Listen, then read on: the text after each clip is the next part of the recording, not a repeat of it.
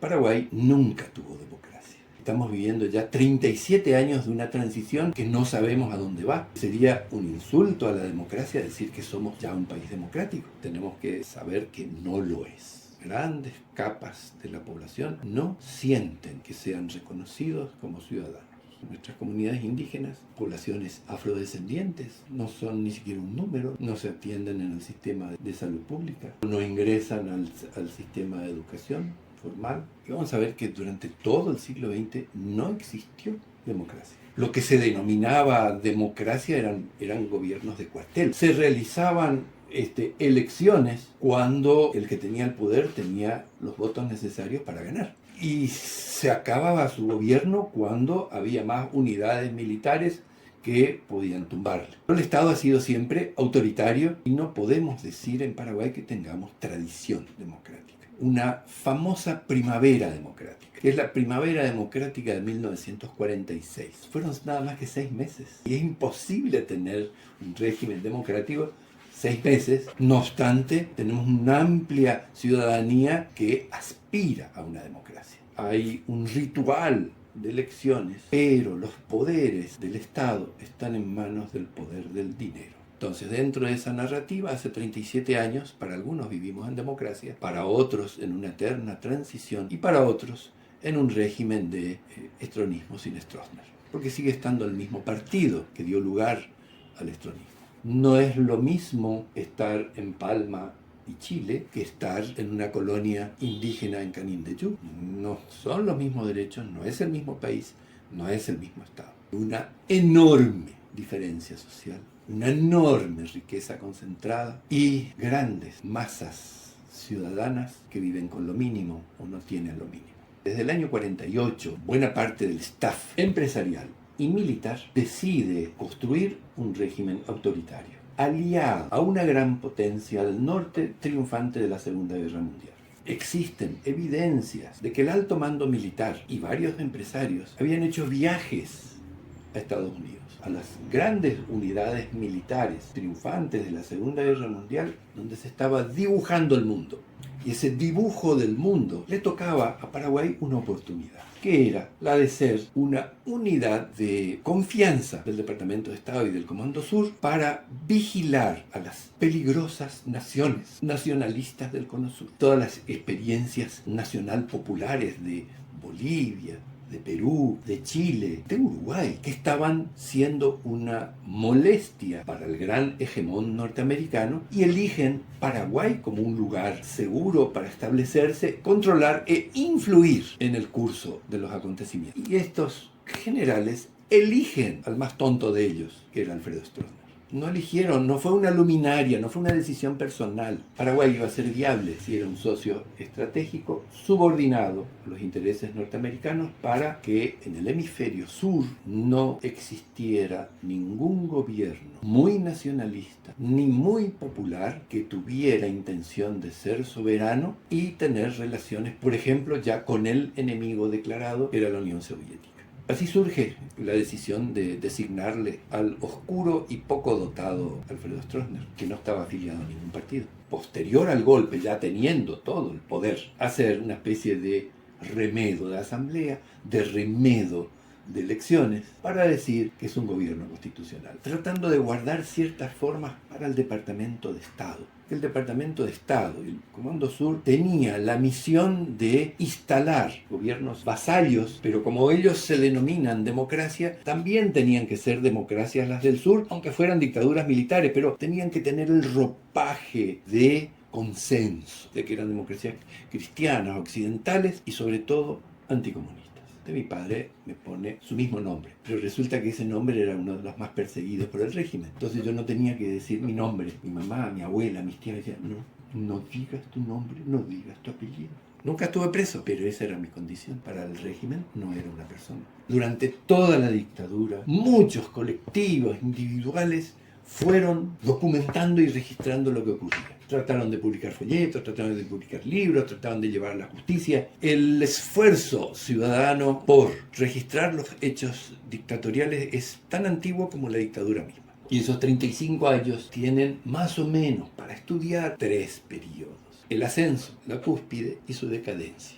el ascenso del año 54 hasta el año 62 aproximadamente, cuando caen presos todos los capitanes de caballería que no eran estronistas, conocido por el régimen como el complot de los capitanes y el caso del cadete Benítez, donde se da una pequeña suerte de engaño de apertura. El auge coincide con las dictaduras de seguridad nacional de todo el continente, toda la década del 70 hasta el 80, el declive desde el año 80 al año 89. El caso Caaguazú, el ajusticiamiento del dictador Somoza, produce un gran dispositivo represivo. El atentado a Somoza produjo la detención de cerca de 300 ciudadanos argentinos. Todos los paseros de Clorinda, hay investigaciones. Como se decía que había alguno que estuvo por ahí, que estaba escondido en algún medio de comunicación, cerca de 30 periodistas, presos y torturados. Caer detenido en la dictadura estronista es difícil de sobrellevar. Los procesos de tortura eran atroces y humillantes. Ya en el libro El precio de la paz se había identificado 90 campañas represivas. En la Comisión de Verdad se pudo ampliar a cerca de 127 y sabemos que ahora, en la actualidad, se pueden identificar muchos más, porque hay campañas represivas que fueron invisibilizadas o que no se pudieron registrar. Miles de familias fueron al exilio. Hay paraguayos en todo el mundo, en países que no nos imaginamos. Y cuando tomamos contacto con alguno de esos paraguayos, apenas quieren hablar. Es como si usted me abriera una herida, por favor, no. La violación a los derechos humanos a niños o a familias, registrado porque en el momento que se tomaban los testimonios de las personas que estuvieron en investigaciones, en la técnica, en la agrupación, y los hijos que quedaban arriba del árbol, viviendo sin padre, sin madre, chicos, niños, nenas, que vivieron en el monte por meses, personas que ni quieren hablar de eso, por la severidad de muchas de las consecuencias. La violación, la esclavitud sexual masculina y femenina. No está registrado la represión a las comunidades sensibles, comunidades LGTBI, que tienen infinidad de testimonios, pero no los cuentan.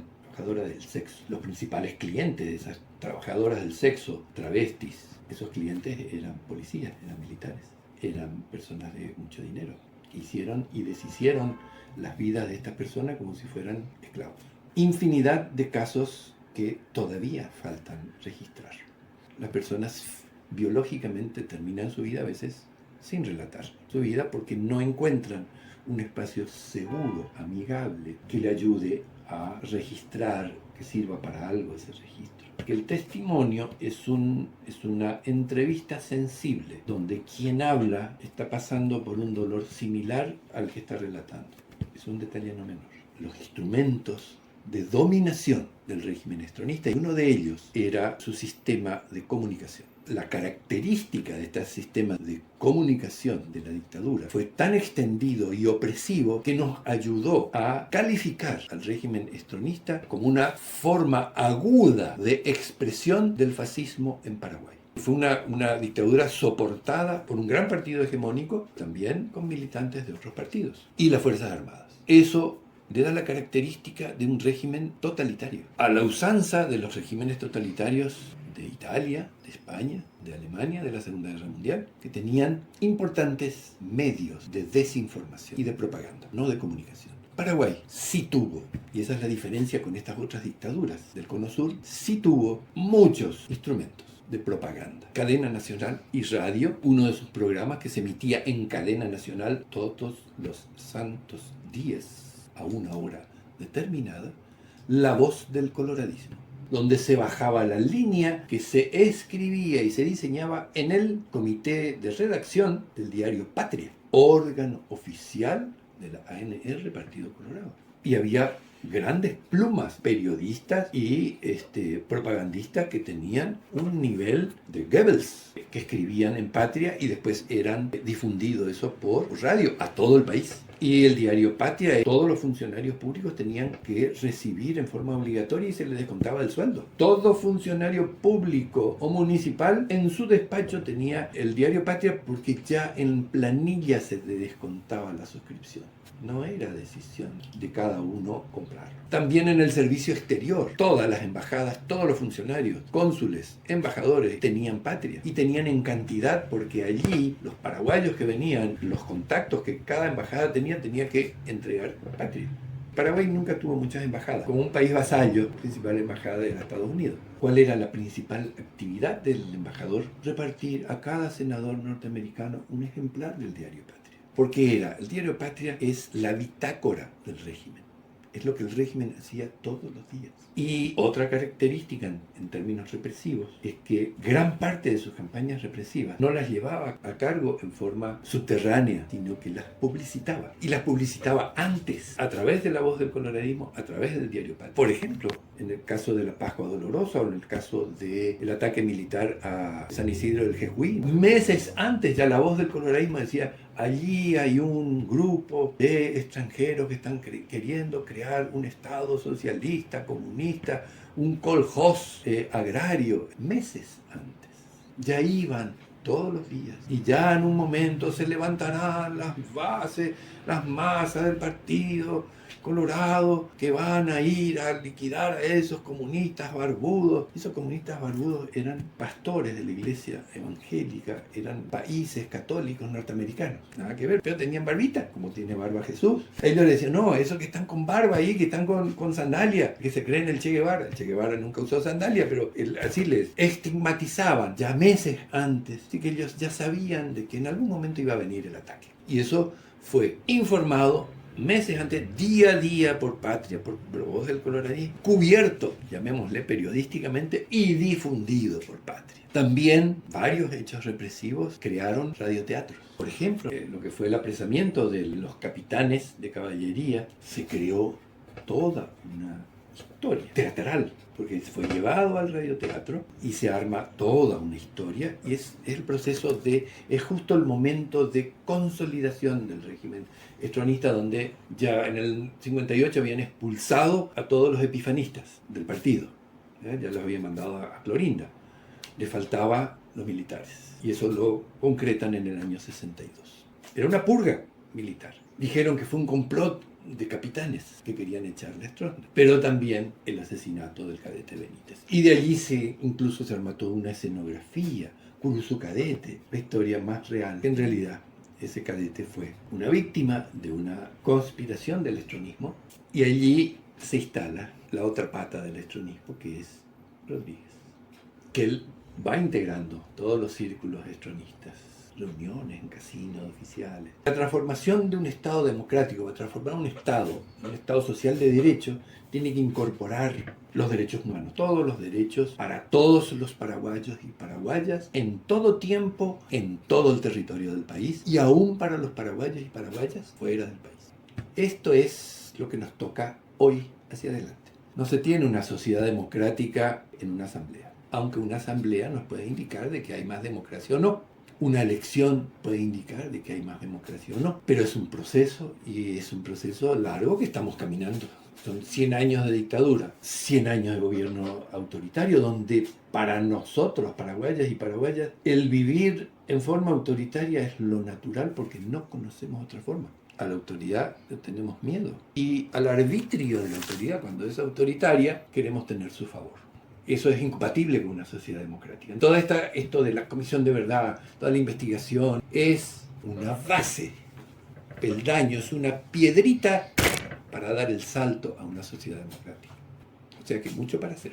Todavía a un joven, a una joven, es posible preguntarle si está el abuelo o la abuela. Preguntarle: ¿dónde estabas vos? ¿Qué hiciste? ¿Qué escuchaste? Si está el bisabuelo o la bisabuela. Escucharle con alguna intención de investigación a aquellos que tienen caras. Escucharle a algún chamán de una comunidad indígena. ¿Cómo hacen? ¿De dónde traen sus conocimientos médicos? Buscar en lo más antiguo, porque hay poco escrito en Paraguay. Como no hay muchos registros escritos, lo interesante es ir al registro vivo, en principio. Aquello que esté vivo, que pueda relatar, buscar relatarlo. Lo mejor que le puede dedicarse un joven, una joven, es investigar. Investigar memoria oral viva, lo que ustedes están haciendo. Si hay escrito, ir a lo escrito. Si hay material escrito, hoy por suerte, gracias a Dios y a la Virgen de Cacupé, hay más. Una de las alternativas que resume más o menos y que tiene esta intención de llegar al joven, como que tratan de sacarle la esencia de la Comisión de Verdad, del informe de la Comisión de Verdad y Justicia, que es el proyecto Ventanas Abiertas, que lo produjo la Fábrica Memética y lo coeditó con la Coordinadora de Derechos Humanos del Paraguay. Esto está en la web y incluso es una experiencia interesante. Incluso lo puedes bajar en una aplicación. Muchos capítulos de lo que estuvimos hablando. Hay mucho para hacer. Sobre todo en donde hay silencio, siempre hay algo que se guarda.